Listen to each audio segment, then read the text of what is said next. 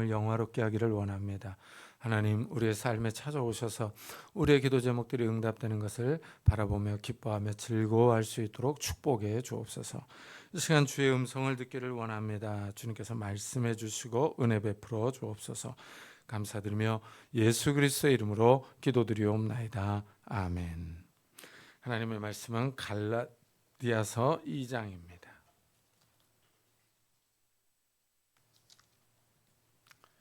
갈라디아서 2장 11절부터 18절까지 보겠습니다.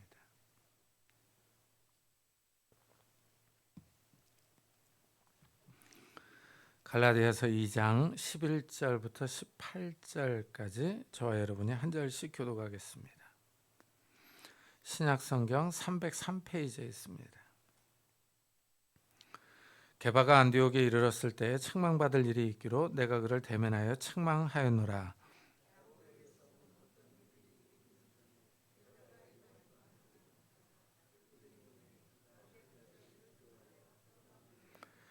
남은 유대인들도 그와 같이 외식함으로 바나바도 그들의 외식에 유혹되었느니라.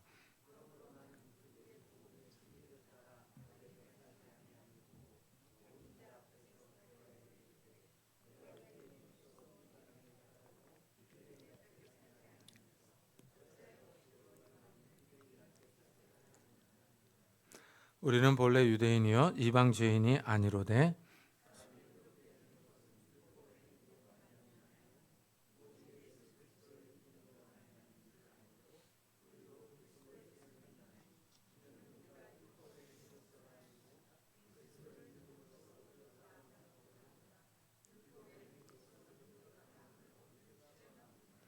만일 우리가 그리스도 안에서 의롭게 되려 하다가 죄인으로 드러나면 그리스도께서 죄를 짓게 하는 자냐? 결코 그럴 수 없느니라. 만일 내가 헐었던 것을 다시 세우면 내가 나를 범법한 자로 만드는 것이라. 아멘. 마음이 약한 사람들은 싸움을 잘 못합니다. 이 얼굴을 맞대고 싫은 소리를 하기가 어렵습니다. 이제 다른 사람이 잘못한 사실을 보고 그 잘못을 지적하려고 하면은 이제 베르벨 생각이 다 듭니다. 저 사람과 관계가 틀어지면 어떡하지? 저 사람이 듣기 싫어서 큰 소리를 내면 싸워야 하나? 나중에 저 사람을 어떻게 보지? 하는 생각들이 듭니다. 이래서 잘못을 지적하기보다는 덮고 지나가는 사람이 있습니다. 마음이 약한 겁니다. 그런데 이제 마음이 강한 사람들이 있어요. 이 마음이 강한 사람들은 이런 잘못을 보고 그냥 지나치지 않습니다. 한 소리를 해야 직성이 풀리는 사람들이 있습니다. 사도 바울이 이런 성격인 것 같아요. 이 바울이 안디옥에서 베드로가 잘못 행동하는 것을 봤어요. 그것을 지나치지 못하고 대놓고 한 소리를 합니다. 이 베드로는 초대교회의 지도자예요. 예수님의 수제자였습니다. 오늘날로 치면은 교단의 총회장 정도의 위치를 지닌 사람이에요. 이 베드로가 안디옥에서 이방인들과 식사하고 있었습니다. 그런데 예루살렘에서 야고보에게서 온 어떤 사람들이 오자 얼른 그 식사 자리를 피했습니다. 유대인들이 온 것을 두려워한 거예요. 유대인들의 법에 따르면 이방인들과 교제하는 것이 불법이기 때문입니다. 이 베드로는 유대인 사회에서 이 베드로가 이방인들과 어울려서 식사했다는 비난을 들을까 봐 두려워한 겁니다. 그래서 얼른 자리를 피했어요. 베드로가 이렇게 행동을 하니까 같이 식사하던 유대인들도 함께 물러났습니다. 이 자리에 바나바도 함께 있었어요. 이것을 안 사도 바울이 베드로를 사람들 앞에서 책망한 사건이 벌어진 겁니다. 오늘 말씀에서 이것을 기록하고 있어요. 근데 이 베드로가 사실 이 복음이 이방인들에게 전해질 때요. 이방인들에게 전해질 때 가장 먼저 앞장섰던 사람이거든요. 이 베드로가 기도를 하고 있을 때 하늘에서 보자기가 내려옵니다. 이 보자기 안에 보니까 각종 짐승과 기는 것과 나는 것이 있어요. 하늘에서 베드로에게 일어나 잡아 먹으라 하는 소리가 들립니다. 그러니까 베드로가 그럴 수 없다고 거절해요. 자기는 부정한 짐승을 먹지 않았다고 말합니다. 이 베드로가 이렇게 대답한 이유는 율법에 따르면 먹을 수 있는 짐승과 먹지 못하는 짐승이 있기 때문이에요. 그래서 베드로는 율법을 따라서 율법에서 허락한 정한 짐승들만 먹었다는 겁니다. 그런데 하늘에서 이 부정하고 더러운 짐승과 새들을 담은 보자기가 내려와서 베드로에게 먹으라고 합니다. 이 베드로가 거절하자 하늘에서 하나님께서 깨끗하게 하신 것을 속되다고 하지 말라라고 말씀을 합니다. 이런 일이 3번이나 있고 나서 보자기가 하늘로 올라갔어요. 이 베드로가 이 환상이 궁금해서 생각을 하고 있는데 고넬료가, 이방인 고넬료가 보낸 사람들이 도착을 해서 베드로를 찾습니다. 그러자 성령께서 베드로에게 2 사람이 너를 찾아왔으니 의심하지 말고 함께 가라 하십니다. 하나님이 그들을 보냈다고 하십니다. 베드로가 그 사람들을 쫓아서 고넬료 집에 들어가 봤어요. 고넬료가 이방 사람들을 모아놓고 베드로를 기다리고 있었습니다. 베드로가 도착하자 모인 사람들이 베드로를 통해서 예수 그리스도의 복음을 들었어요. 이들이 복음을 들을 때 성령께서 이방인들에게 임합니다. 그러자 베드로와 함께 갔던 유대인들이 놀랍니다. 하나님께서 이방인들에게 성령을 부어주셨기 때문이에요. 자, 이렇게 이제 베드로가 복음을 이방인들에게 전하고 예루살렘으로 왔습니다. 그러니까 이제 유대인들이 베드로를 비난하는 거예요. 할례자들이 비난하여 이르되 내가 무할례자의 집에 들어가서 함께 먹었다 하고 비난하는 거예요. 자, 이 비난하는 말을 잘 보세요. 무할례자의 집에 들어가 함께 먹었다고 비난하는 거예요. 그러니까 이방인들과 같이 식탁의 교제를 나누는 거예요. 이거를 유대인들은 그들의 법으로 금지하고 있었던 거예요. 그러니까 베드로가 불법을 행한 겁니다. 이래서 베드로가 하나님이 이방인들을 부르신 사건을 해명했어요. 이 하나님께서 이방인 고넬료에게 성령을 부어주셨다 하고 말을 했습니다. 그래서 이 사건이 무마된 적이 있었거든요. 그래서 베드로가 가장 먼저 하나님께서 이방인들을 부르셨다는 사실을 경험했습니다. 이런 베드로가 안디옥에서 이제 이방인들하고 같이 식사를 하고 있었어요. 근데 할례자들이 온 거예요. 유대인들이 온 거예요. 그러니까 또 이런 비난을 받을까 봐 그 자리를 일어나서 피해버린 겁니다. 그러니까 이제 같이 밥 먹던 유대인들도 다 함께 이 자리를 일어선 거죠. 외식한 것이 된 겁니다. 사도 바울이 이 사실을 알고 책망하는 거예요. 자, 14절을 한번 보세요. 나는 그들이 복음의 진리를 따라 바르게 행하지 아니함을 보고 모든 자 앞에서 게바에게 이르되 내가 유대인으로서 이방인을 따르고 유대인답게 살지 아니하면서 어찌하여 억지로 이방인을 유대인답게 살게 하려느냐 하고 지적을 합니다. 이 바울이 성격이 강한 사람이죠. 많은 사람들 앞에서 베드로에게 책망을 하는 거예요. 복음의 진리를 따라 바르게 행동하지 아니한 것을 보고 참지를 못합니다.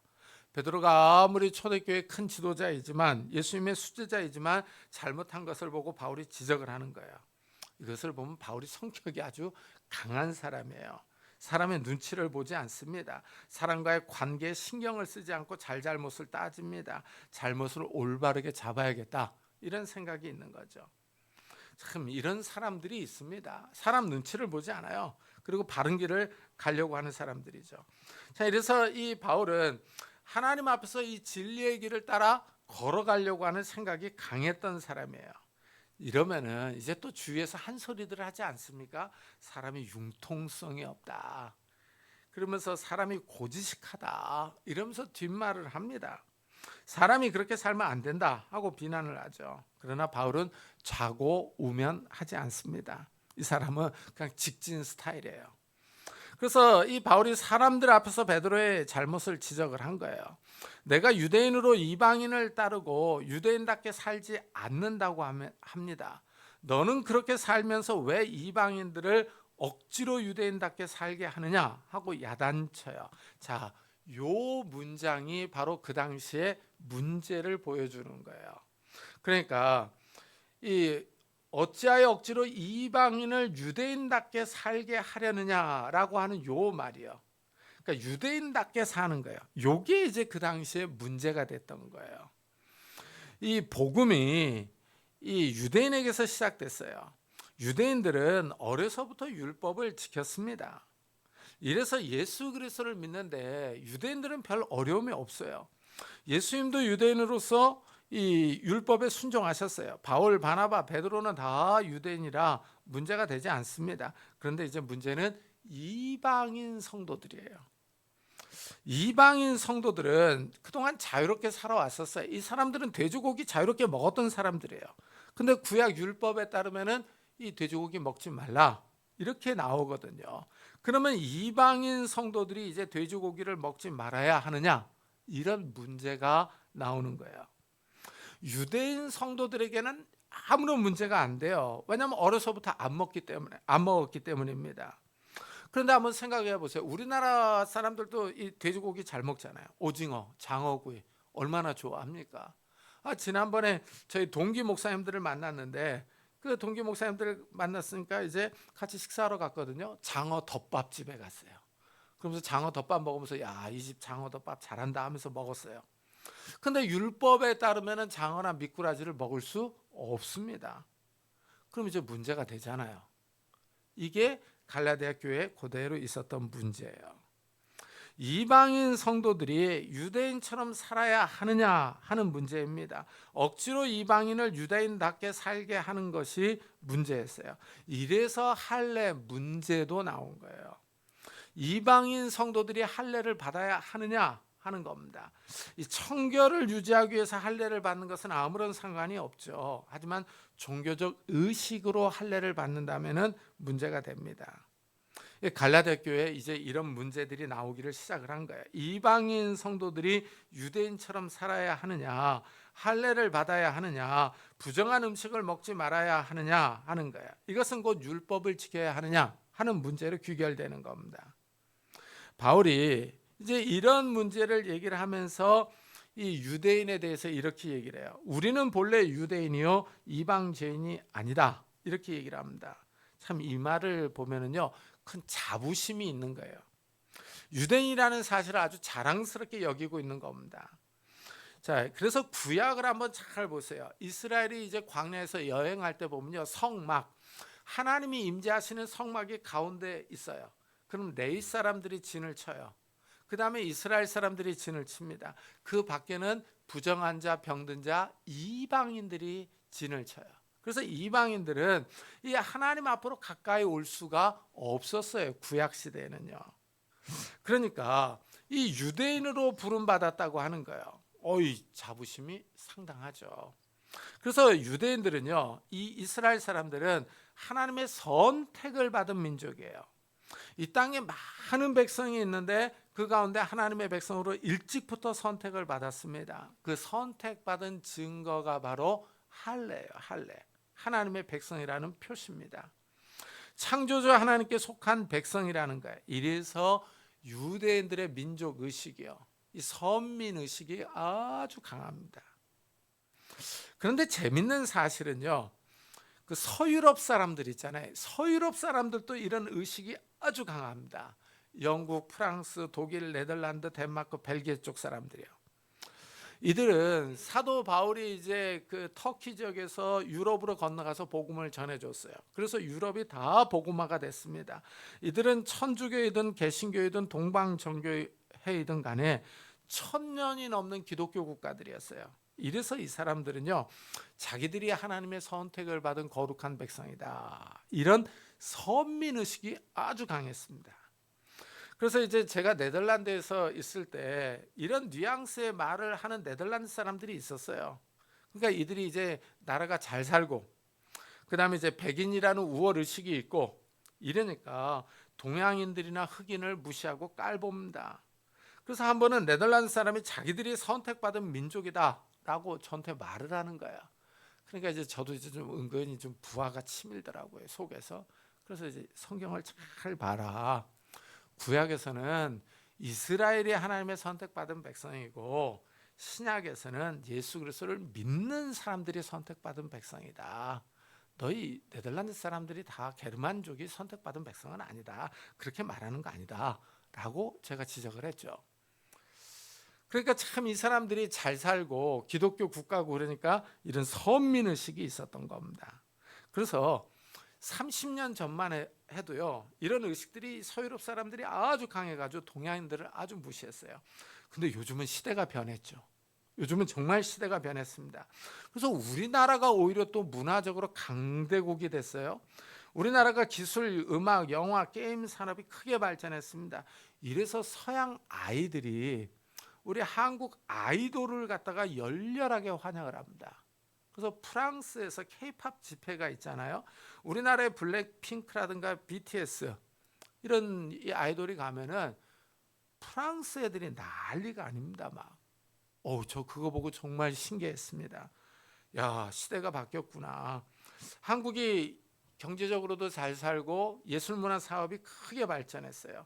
이래서 외국 청소년들 사이에서는요, 한국말이 큰 인기입니다. 이래서 선교사들이 선교할 때 큰 도움을 받는다고 해요.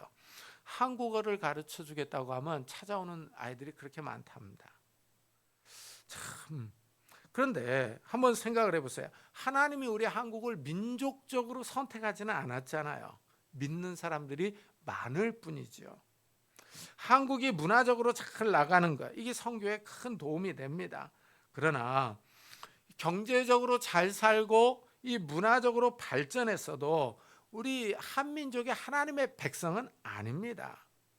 유대인 역시 아브라함의 후손이어도 이제 더 이상 하나님의 백성이 아니에요.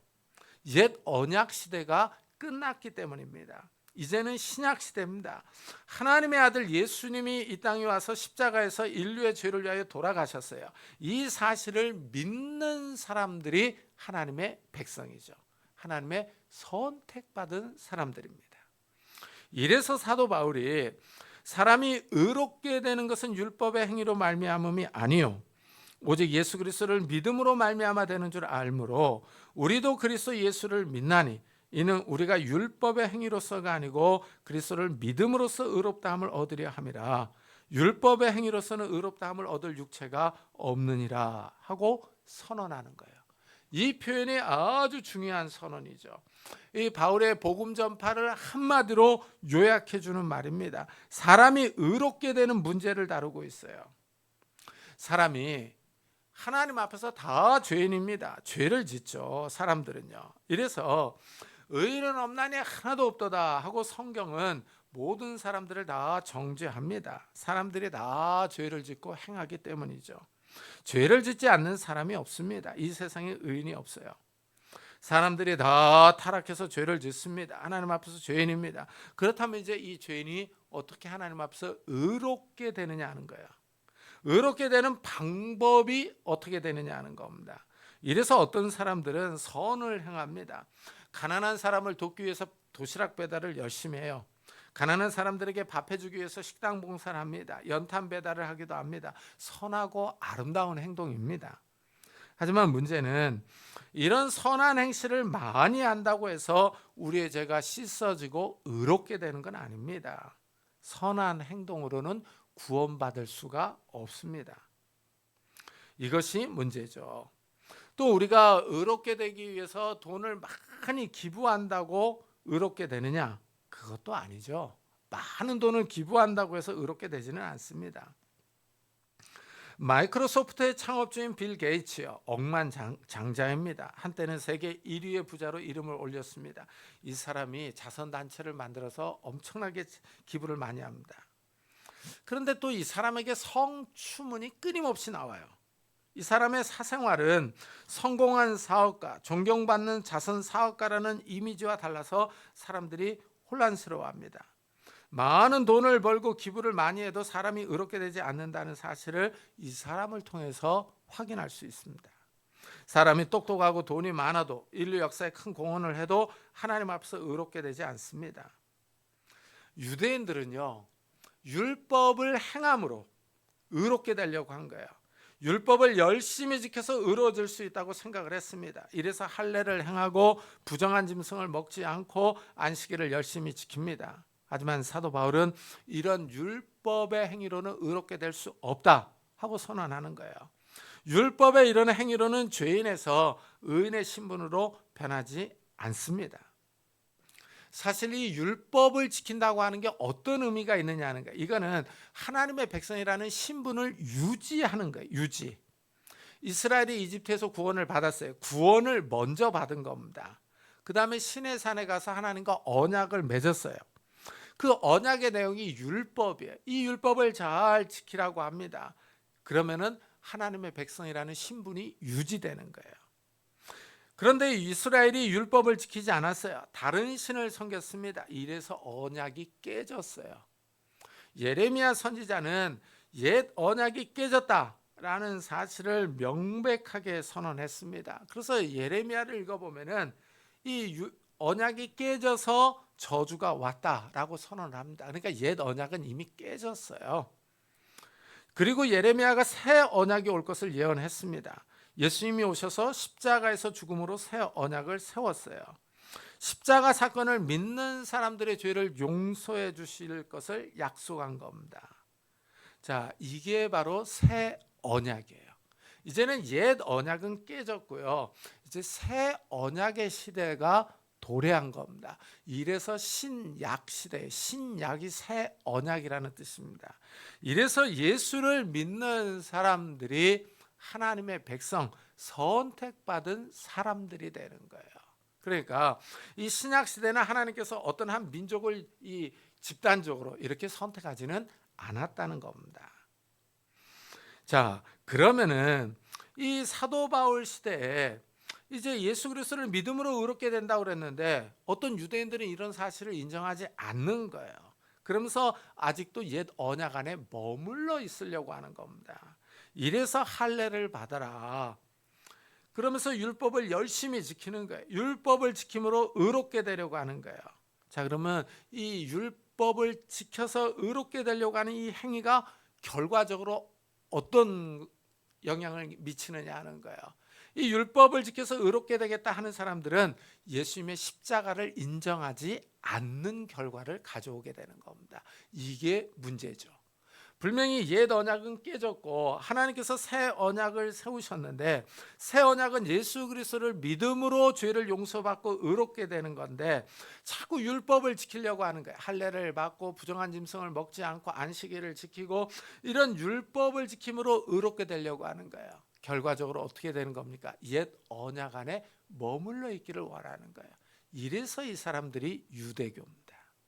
근데 이제 이런 사람들이 이때 당시 이 복음이 전파될 초대교회 당시에는 막 유대인들이 돌아다니면서 이렇게 율법을 전파하는 사람들이 있었어요. 그러니까 이런 사람들이 갈라디아 교회에 들어온 거죠. 갈라디아 교회에 들어오니까 이게 이제 싸움이 난 겁니다. 싸움이 나니까 정말 율법의 행위로서 의롭게 되느냐 아니면 예수 그리스도를 믿음으로 의롭게 되느냐 싸움이 난 거죠. 여기서 이제 사도 바울이 앞장서서 율법의 행위로서는 의롭게 되지 않는다 하고 선언해 버리는 거예요. 그러면서 게바 사건을 언급을 하는 겁니다.